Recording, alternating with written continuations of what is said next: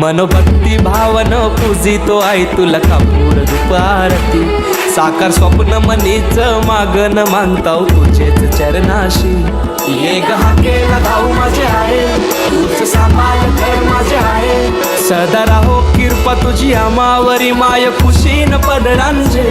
मान तुझा यो सोनचा प्याचा न हिरवे सारी नखन नारलाचा वेणी हळदी कुंक वाचा न मान तुला नखुर दवण्याचा आई